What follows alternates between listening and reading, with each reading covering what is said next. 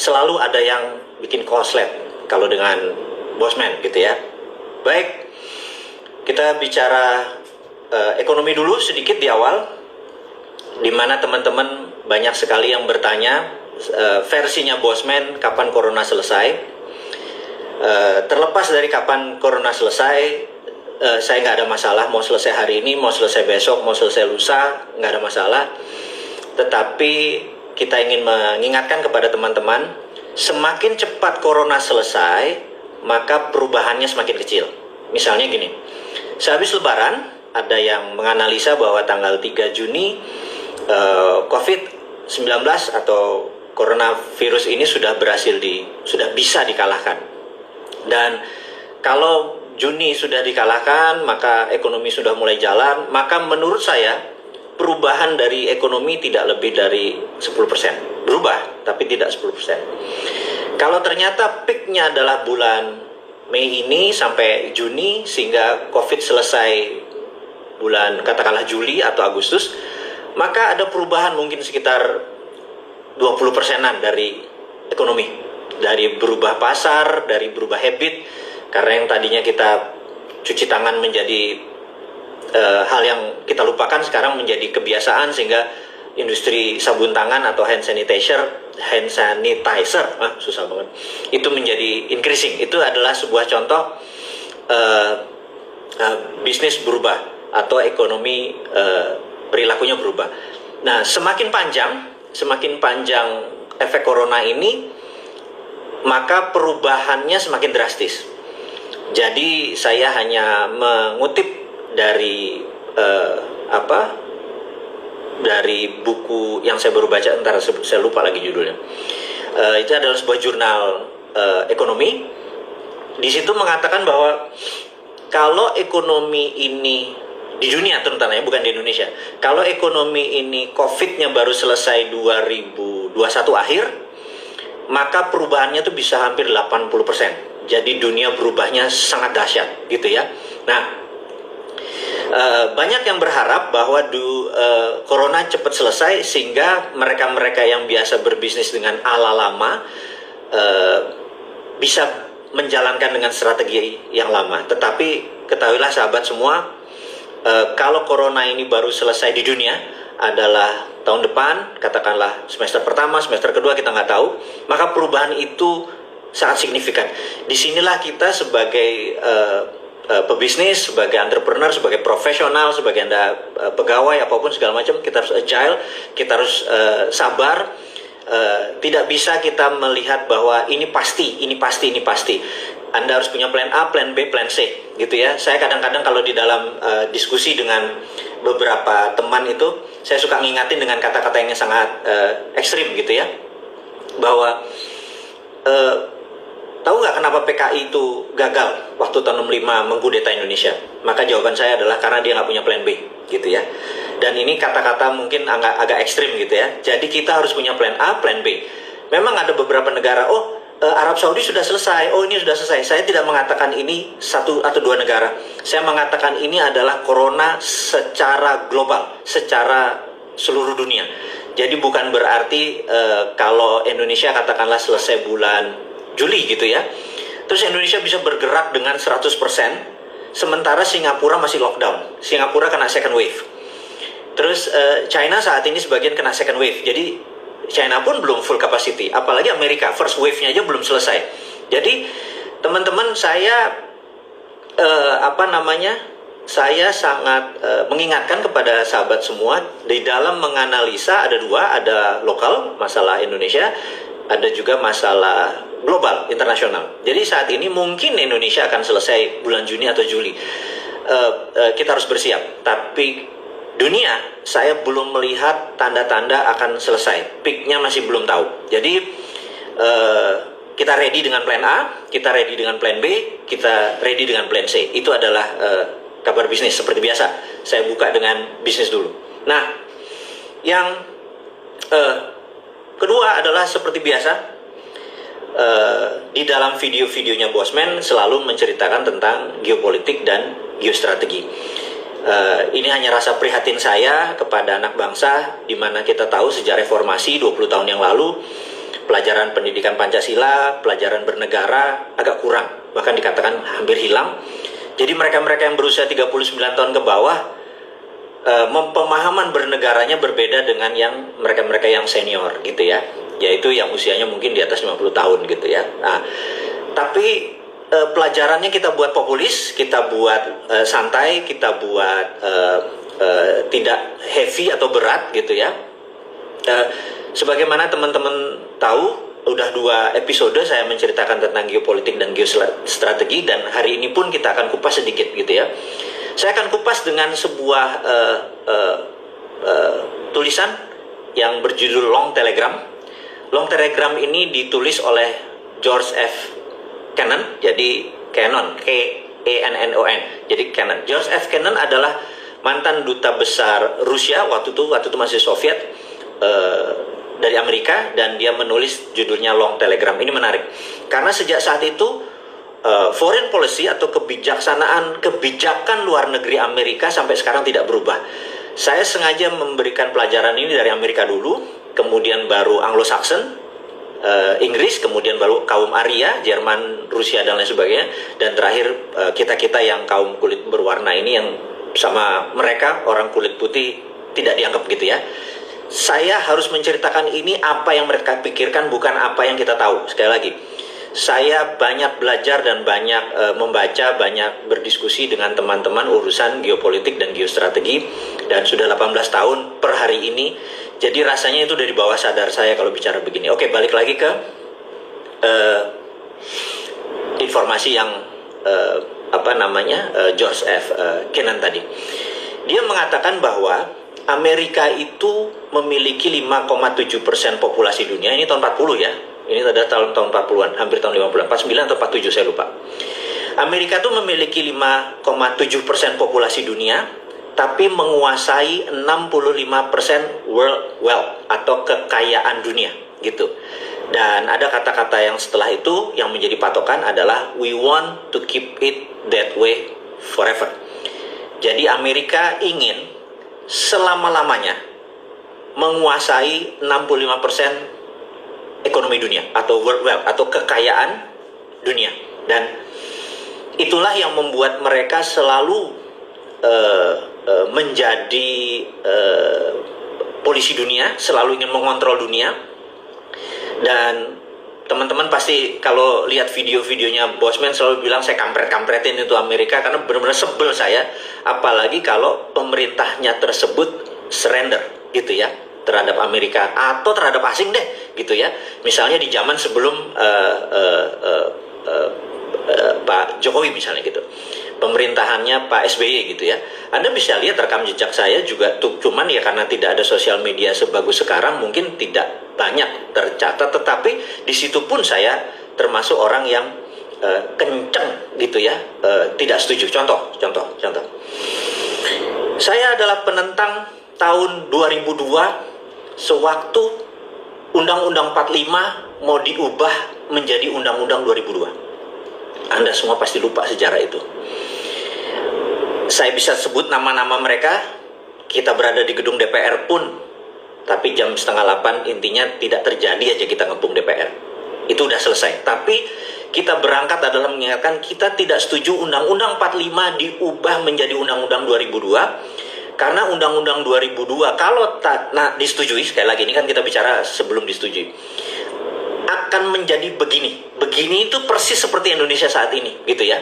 Dan itu kita cuman ngurut dada gitu ya. Nah, apa sih yang terjadi sebenarnya di Undang-Undang 2002 yang saat ini dipakai di Indonesia?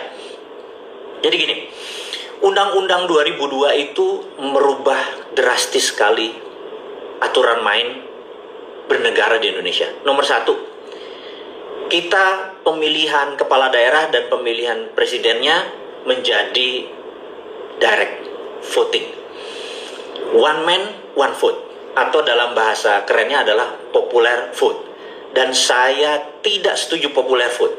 Negara Amerika yang katanya biangnya demokratis saja tidak popular vote, mereka pakai electoral vote. Saya pengennya 2024 kita tidak pakai lagi electoral vote, tidak pakai lagi popular vote, tapi electoral vote. Saya ceritakan dulu kenapa. Kalau popular vote, maka yang jadi presiden Indonesia atau menjadi kepala daerah adalah orang yang populer, bukan orang yang soleh, bukan orang yang pinter, bukan orang yang berpengalaman, tetapi orang yang populer. Karena itu ya, boleh dibuktikan siapa saja saat ini yang mau menjadi pemimpin Indonesia, katakanlah 2024, atau mau menari menjadi kepala daerah tahun 2002, mereka saat ini ganjen genitnya bukan main di media. Bisa keluar dengan berbagai macam tampang-tampang mereka, entah dengan COVID lah ngomongnya, entah dengan donasi lah, entah dengan gerakan-gerakan apapun, pokoknya mereka genit, gitu ya. Nah, saya sengaja memancing itu di awal diskusi kali ini gitu. Bosman mau jadi presiden? Kagak. Gue nggak mau keluar tampang. Lihat aja video gue, nggak ada tampangnya gitu ya.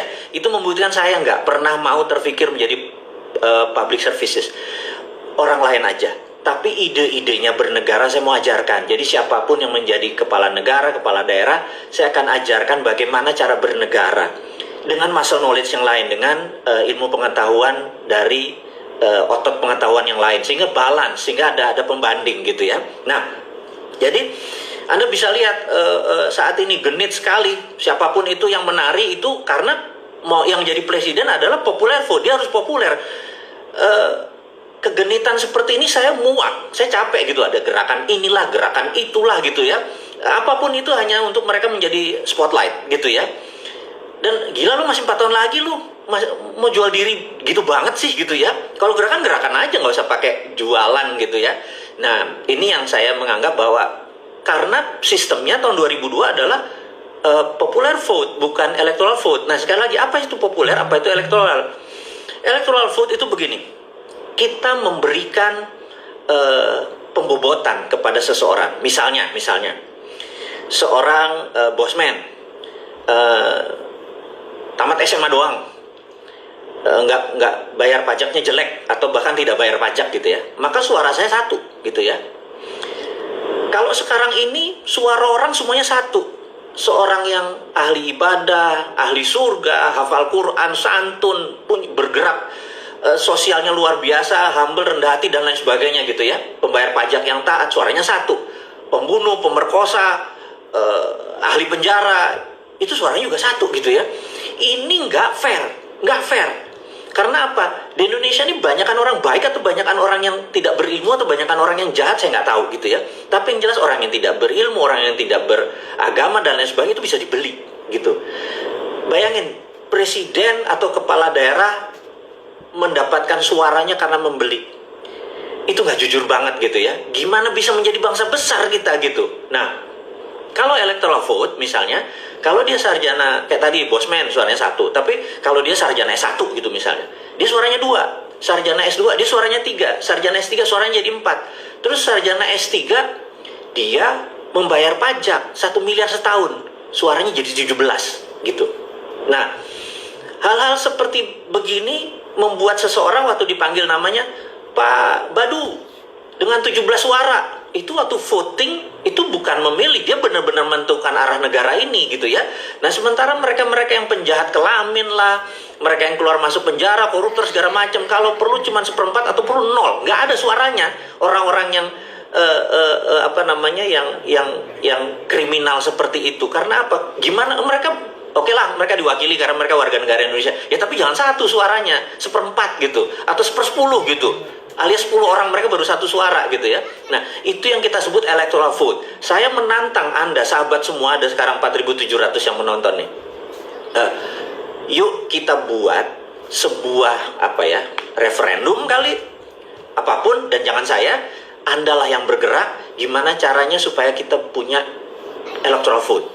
Jadi misalnya anggota MPR dia 100 gitu ya, gitu. Nah, itu yang saya protes di waktu tahun 2002, bahwa nanti presiden Indonesia pilihan pasti orangnya tidak, dalam tanda petik, belum tentu capable, belum tentu paham, tapi dia populer, dia dicintai.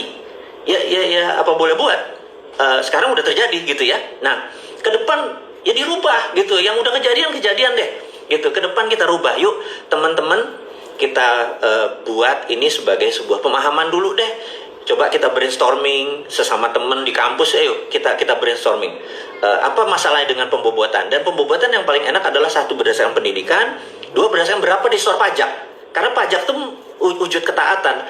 Jadi kalau dia udah nggak bayar pajak, dia penjahat kelamin, terus suaranya satu gitu ya. Saya bilang nemen ini aturan ini popular vote sekali lagi. Nah di Amerika itu kalau popular vote Hillary yang menang, tetapi faktanya electoral vote orang-orang punya suara 100, 17, 27 pikir mendingan Trump deh, lebih nasionalis daripada dia. Cabal itu adalah politikus yang sering menjual negaranya. Akhirnya dipilih Trump itu ya. Ini kira-kira apa yang terjadi, kenapa tuh apalagi yang hilang dari 2000 Undang-Undang Dasar UUD 2002 dari Undang-Undang Dasar 2000 Undang-Undang Dasar 1945 adalah hilangnya GBHN, garis besar haluan negara hilang. Bayangin kalau kita lagi berjalan ke sebuah tujuan gitu ya, naik perahu terus kita bilang kita mau ke sana, itu namanya garis besar haluannya ke sana gitu ya. Bisa dibayangkan Indonesia nggak punya GBHN loh. Jadi apa yang terjadi? Jadi mereka ya tiap tahun ya udah setahun ini buat ini, tahun ini buat ini. Udah nih ada COVID nanti begini.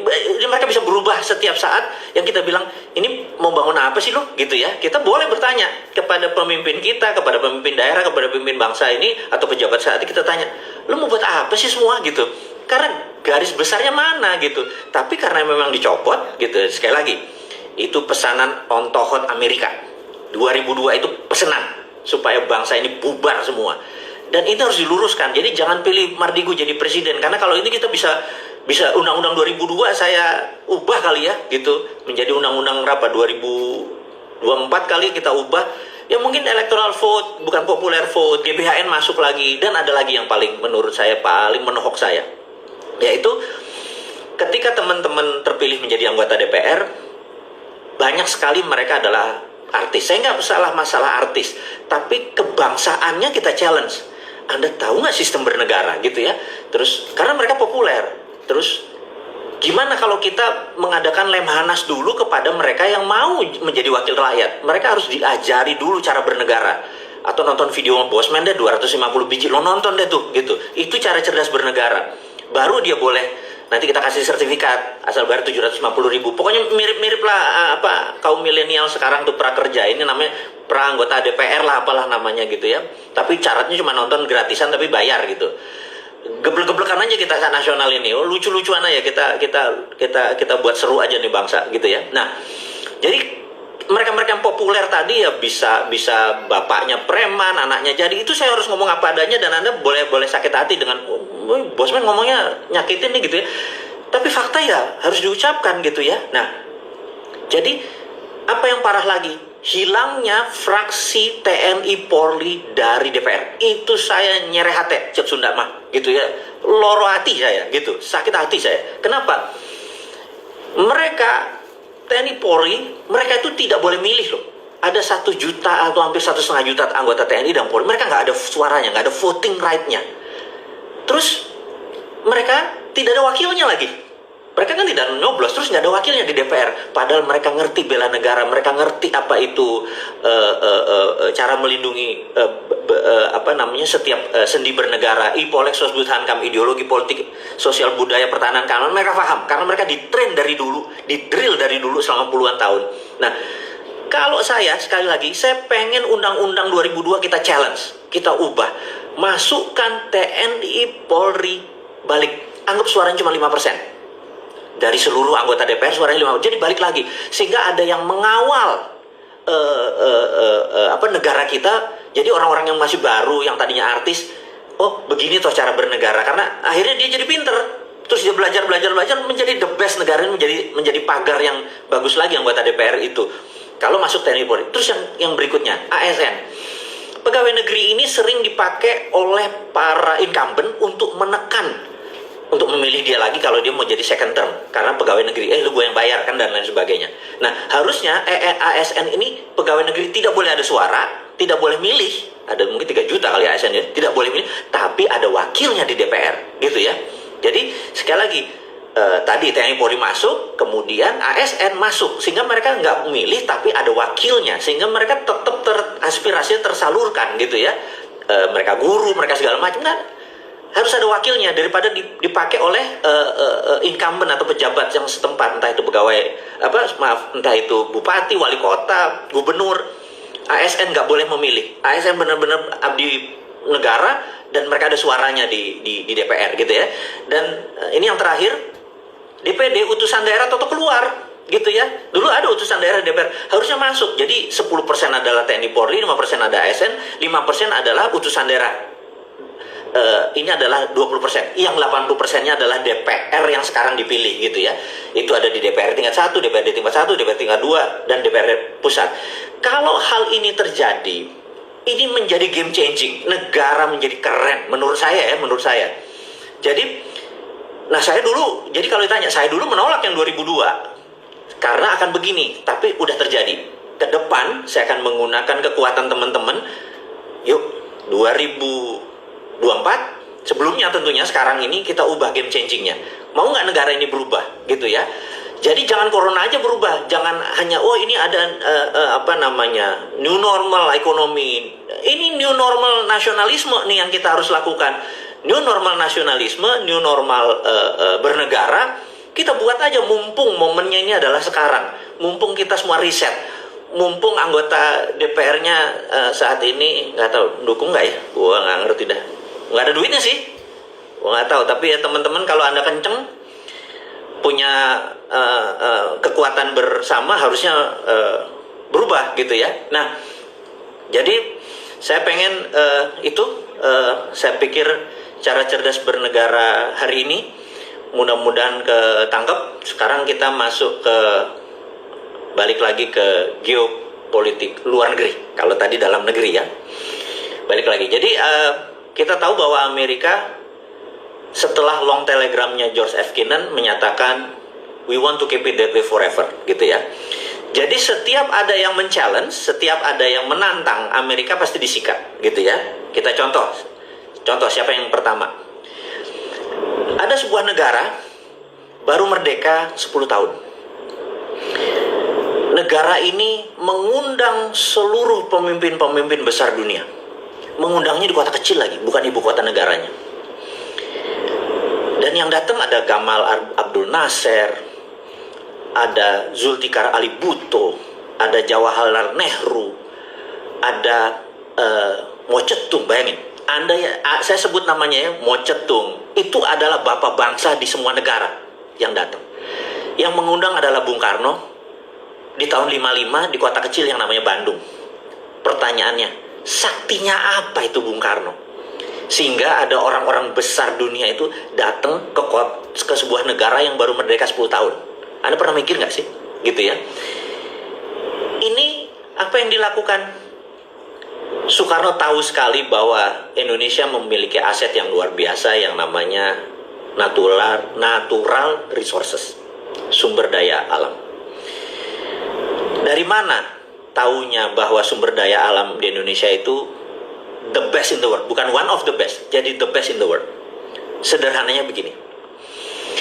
Kalau ada bola, dari bola apa ya? Dari bola plastik kita tiup. Kemudian di bola itu kita kasih glitter, kita kasih yang sparkling, yang mengkilat tuh. Kemudian bola itu diputar. Apa yang terjadi? Glitter itu di mana nempelnya? Glitter itu nempelnya ada di tengahnya gitu ya. Tengah glitter. Nah, di Indonesia ada di Katulistiwa. Sudah miliaran tahun bumi ini berputar pada porosnya. Betul ya? Kecuali yang flat earth lah, silahkan itu. Gua nggak ngerti gimana dia bisa ada matahari siang malam tuh kalau nggak matahari berputar. Otaknya gua nggak tahu lah di mana. Gua anti flat earth gitu ya. Yang jelas ini kita putar, bumi ini diputar. Karena itu seluruh mineral terbanyak ada di lingkar ini gitu ya. Nah, mineral itu kalau di tabel periodik dulu waktu SMA kan kita suka ngapalin tuh hari libur nanti kita rebus kubis Prancis. Ingat nggak pelajaran itu? Udah pada lupa? Lu kimia pada kemana? Terus besok minggu cari Sri Baginda Laja ke BE, SG dan lain sebagainya. Ingat ya pelajaran itu ya. Nah, itu semua ada di Indonesia. LI yang saat ini lagi dibangga-bangin orang litium ada di Indonesia gitu ya. Nah, Soekarno tahu sekali bahwa mineral-mineral tadi, mulai dari mineral tanah jarang atau rare earth sampai mineral precious group metal, itu semua ada di Indonesia. Kalau dia audit, katakanlah nikel di audit, misalnya nilainya ini dari langit aja ya, 1000 billion gitu ya. Terus copper nilainya 1000 billion gitu ya. Terus apalagi dia sebutin lah, mangan, thorium, palladium, osmium, germanium, apapun sebut gitu ya. Nah, kalau anggap aja nikelnya deh 10 nilainya 1000 billion gitu ya. Ini kalau diterbitkan surat berharga itu namanya sovereign wealth fund yang saya sering dengung-dengungkan. Dulu Pak Karno pakai sebagai bargain power gitu. Ini akan dibagikan, dipinjemin kepada teman-teman negara-negara tadi, Gamal Abdul Nasser di Mesir, atau si Zulfikar Ali Bhutto Pakistan, mungkin Mao Zedong dan lain sebagainya. Pada saat selesai tahun 55, Amerika gemeter gitu, Amerika gemeter. Dan itulah operasi yang saat ini saya menyebalkan adalah, kita bisa tahu CIA operation menumbangkan Pak Karno, diganti dengan, ya sejarah sudah itu semua. Itu karena Indonesia segitu powerfulnya pada saat itu dan lupa melakukan strategi-strategi yang penting. Jadi kalau saya nih jadi presiden, saya pasti suka modelnya model Soekarno nih, nggak kayak strateginya nggak cantik nih, pasti saya jeder-jederan gitu ya. Karena itu saya nggak mau. Tapi saya mengingatkan, kita harus menoto, titis. Jadi kita menoto, kita harus teliti dan kita harus tepat sasaran. Notonya sekarang bahwa kita mau jadi negara besar. Kenapa sekarang? Saya ingat kemarin 1 Mei, sewaktu Presiden Singapura Nation Speech bicara di TV nasional, dia mengatakan bahwa sekarang masa deglobalisasi. Apa artinya sahabat? Paham nggak deglobalisasi? Dulu kan ada globalisasi, di mana ada global supply chain, negara ini produksi ini, negara produksi ini. Sekarang deglobalisasi artinya semua negara balik ke nasionalisme, balik ngurusin dirinya sendiri. Dan Singapura panik kalau terjadi deglobalisasi, negara Singapura adalah negara yang bergantung pada negara lain gitu ya. Mendadak negara ngurusin sendiri-sendiri gitu. Nah, pada saat negara ngurusin sendiri-sendiri, Singapura panik. Singapura harus merubah country actionnya gitu ya. Dan dia udah ngomong, saya bilang wah hebat juga nih, saya pikir dia pasti sudah thinking far gitu ya. Dan pemimpinnya bagi saya adalah visioner sekali. Saya pikir oke, saya salut, saya rinci sekali, saya catat apa yang dia maksud. Nah, kembali lagi, pada saat semua negara sekarang deglobalisasi, mereka ngurus dirinya sendiri, ngurus karena COVID, ngurus karena efek ekonomi dan lain sebagainya. Terus banking ada masalah problem, masalah non-performing loan, segala bangsa ini sebentar lagi punya masalah itu.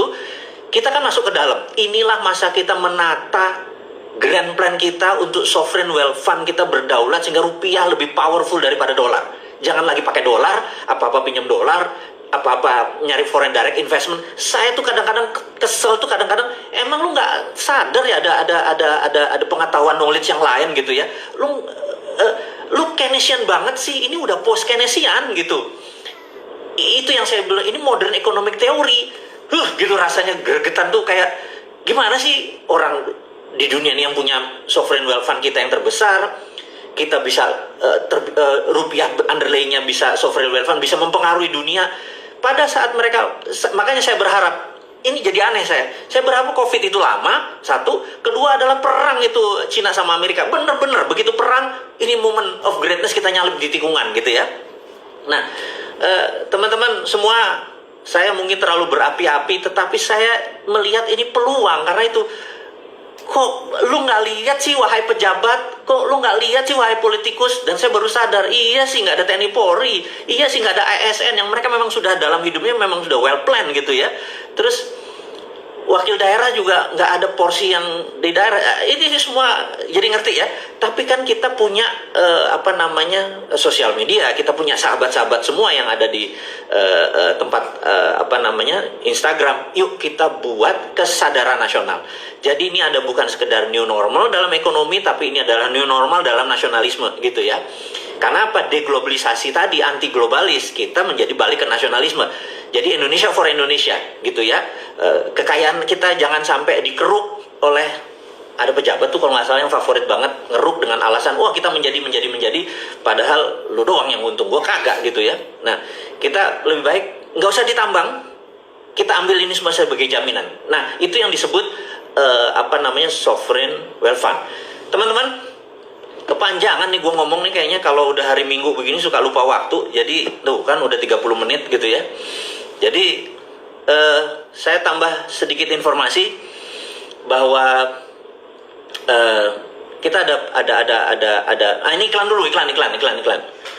Lu mah ngegas aja lu, nanti gua di challenge orang nih yang enggak. Oke, kita iklan dulu. Bahwa saya sekedar mengingatkan teman-teman bahwa Vision 2030 untuk Rumah Yatim Indonesia hanya berlaku sampai di bulan Ramadan ini. Kalau Anda mau memesannya dan membelinya, kami dari Rumah Yatim Indonesia mengucapkan terima kasih banyak. Yang kedua adalah kami saat ini lagi memfokuskan kepada satu bisnis, gitu ya, satu bisnis. Bisnisnya ini begini, ini ngomong bisnis dulu, udah lah geopolitik nantilah. Lu nggak bikin kaya, ini bikin lu kaya, gitu ya. Saya tuh merasa bahwa teman-teman dari 1.000 orang, kalau kita ketemu 1.000 orang, maka hanya 17% mereka yang entrepreneur atau pengusaha atau UKM dan lain sebagainya. Sisanya mereka adalah pegawai, sisanya mereka adalah profesional, mereka dengan berbagai profesi, gitu ya. Jadi saya kepikir, nah teman-teman sekarang banyak yang di rumah, mungkin menjadi jangka panjang ini di rumahnya, menjadi sebuah kebiasaan baru. Gimana caranya di rumah bikin duit? Itu nomor satu. Yang kedua adalah, dulu kira-kira 4-5 tahun yang lalu teman-teman ingat, kalau kita ngiklanin di Facebook atau kita ngiklanin di IG gitu ya, IG mungkin belum sekencang masih Facebook lagi ya, terus atau Google Ads gitu ya, pakai Google. Itu kalau kita ngeluarin 1 juta, kita rata-rata dapat 4 juta salesnya gitu ya. Ini sekedar nginget nih. Saya tahu otak teman-teman tadi masih kebakar urusan bernegara, tapi kita bisnis adalah realita. Yang bayar rekening kita tanggal 20 ya bisnis gitu. Kalau politik itu nggak tahu dapat duitnya dari mana. Karena dapat duit dari politiknya nggak enak kayaknya, dari jabatan, dari nggak keren gitu ya. Oke, balik lagi. Kalau dulu kita mengiklan 1 juta, itu biasanya dapat 4 juta gitu. Itu pengalaman. Jadi kita ngutik, naruh 1 juta dapat 4 juta, 1 juta dapat 4,5 juta, kira-kira. Tapi semakin orang sadar dan tahu apa yang terjadi, semakin banyak orang pasang iklan. Ternyata sekarang masang 1 juta nggak bisa 4 juta atau 5 juta lagi. Sekarang masang 1 juta paling top 3 jutaan gitu ya. Sehingga ditambah produk kita kurang untung. Bahkan saat ini kita ngiklan 1 juta, paling omsetnya 1 juta juga. Jadi makin berat karena pasarnya crowded, orang makin banyak ngiklan gitu ya, makin banyak ngiklan. Ternyata pasar itu ketat sekali. Kita lagi mikir, kayaknya ada cara yang powerful nih. Saya lihat anak-anak muda generasi milenial dan generasi Z ini punya kelebihan dibandingin generasi saya, generasi kolonial. Kalian itu baik, suka nge-share. Apa aja nge-share? Lucu nge-share, lucu komen, gitu ya. Jadi saya pikir budaya ini budaya baik nih, dan orang Indonesia tuh budaya givingnya, budaya memberinya tuh baik banget gitu ya. Saya pikir kenapa nggak dimanfaatin? Jadi kalau teman-teman nge-share, gratis aja kita nge-share. Kalau nge-share-nya dibayar 2.000, mungkin lebih seru nih. Kita bicara bukan angka yang aneh, bukan 200 juta gitu ya, 2.000, 3.000 gitu ya. Nah, satu sisi teman-teman yang punya produk tadi, katakanlah saya punya jamu gitu, saya mau jual, yang dulu saya taruh 1 juta nggak bisa jualan, kenapa nggak saya taruh juga di sosial media teman-teman? Jadi saya ini punya program nunggangi sosial media. Jadi bukannya membuat, saya bukan kepikiran sama teman-teman, bukan mau membuat new platform, tetapi memanfaatkan Wave. Jadi tetap di Facebook, tetap di IG, tetap di Facebook, tetap di IG. Cuman kita menggunakan platform, algoritmanya Facebook kita buka. Jadi kalau kita ngiklanin 500.000 aja, karena yang ngiklanin teman-teman sendiri, untuk mendapat 4 juta jauh lebih kena. Itu kita lagi nyoba. Nah, teman-teman kalau Anda punya produk, masuk ke www.viralmu.id ya. Di viralmu.id produk Anda masukin, yang biasa Anda taruh 5 juta iklan, 2 juta iklan, 1 juta iklan, coba 300.000 aja. Gitu ya. Coba 300.000, dan terus Anda kasih, kalau yang nge-share ada yang kasih 1.000, ada yang kasih 2.000, sekarepmu. Teman-teman anggap ini jadi peluang. Nah, di satu sisi Anda bisa menjual dengan lebih murah, di sisi lain teman-teman yang lagi leyeh-leyeh tadi bisa dapat income karena nge-share. Ini adalah Viralmu. Jadi saya harap tadi setelah dapat ilmu, saya bilang saya mau jualan, dan dan disinilah saya pengen membantu UKM supaya mereka biaya iklannya turun dan membagi ini kepada teman-teman supaya dapat income. Ya, besar kecil urusan nanti, besar kecil. Jadi sabar. Saya yakin Anda nggak akan jadi bilioner dengan rekening 12 digit dengan memviralkan. Berapa yang harus diviralkan gitu ya. Tapi ini adalah momen untuk saling menolong antara UKM saling tolong gitu ya. Nah, algoritma kita menarik. Ini yang sistem yang saya bilang bahwa kita punya sistem yang di-share ini dia otomatis hanya mencari lokasi yang terdekat dengan warteg. Misalnya warteg A gitu, di-share sama temennya. Itu di-share hanya untuk daerah situ doang. Kita udah tahu cara algoritmanya. Kita udah tahu siapa tinggalnya. Karena di Facebook hal itu dibuka. Itu yang menarik. Facebook itu open ininya manajemen. Jadi kita bisa tahu, oh ini bisa diginiin gitu ya. Kita mencarinya cukup lama. Maksudnya brainstormingnya cukup lama. The ideas come up now gitu ya. Saya pengen teman-teman memanfaatkan viralmu .id untuk menjadi solusi buat Anda gitu ya. Nah, kemudian kalau Anda ingin berilmu lagi masanya sekarang adalah pengen belajar gitu ya. Buku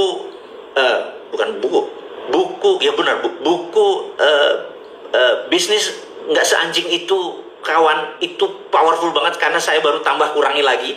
Dan saya pikir kalau bisnis akhirnya pebisnis doang. Saya pikir jangan.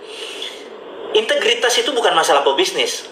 Parent, sebagai ayah, sebagai orang tua, murid, student, semua profesi, integritas harus ditegakkan.